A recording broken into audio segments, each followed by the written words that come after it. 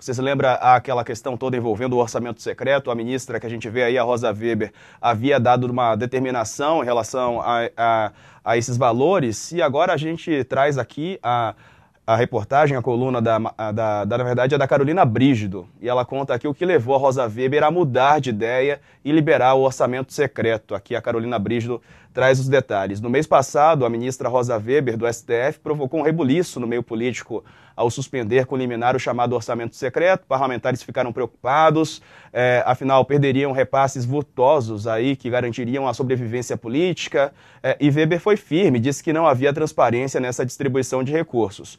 Ontem, a firmeza da ministra foi dobrada. Também em decisão individual, ela liberou o pagamento dessas emendas de relator. E o que mudou, então, nesse mês é o que traz a Carolina Brígido. Ela diz que dois fatores importantes. O primeiro foi o movimento no Congresso no sentido de se comprometer a dar transparência dos repasses daqui para frente, né? Ela traz aí essa questão.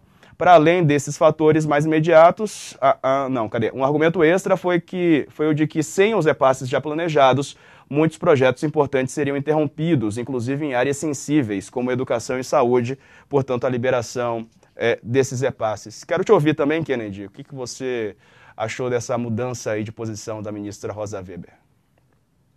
Ô Diego, daquela decisão da Rosa Weber, o mais importante era cobrar a transparência em relação ao orçamento secreto, porque está na Constituição. Esse princípio é importante, né? O dinheiro público, o dinheiro dos nossos impostos, a gente precisa saber para onde que ele vai. Não cabe numa democracia um orçamento secreto. E ela tomou muito aquela medida porque teve uma pressão da opinião pública. A ministra Rosa Weber, ela oscila um pouco. Ora ela adota medidas em função da opinião pública, ora ela adota medidas em função da pressão política que ela recebe. O que aconteceu agora? Carolina Brígido acabou de relatar. Teve uma pressão política em cima dela e ela voltou atrás.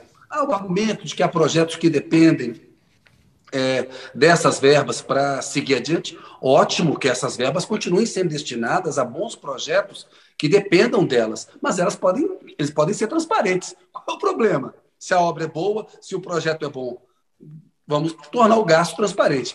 Me parece aí que ela recua do ponto mais importante da decisão dela. Ela entrou num jogo que era do Congresso, se meteu num assunto na decisão dela, que muitos consideravam um assunto interno à corporis, mas ela tinha um ponto muito importante. A transparência precisava ser dada à emenda do orçamento. Agora, os políticos vão lá e dizem, não, mas olha, isso pode comprometer algumas coisas são boas, uns projetos vão ficar parados.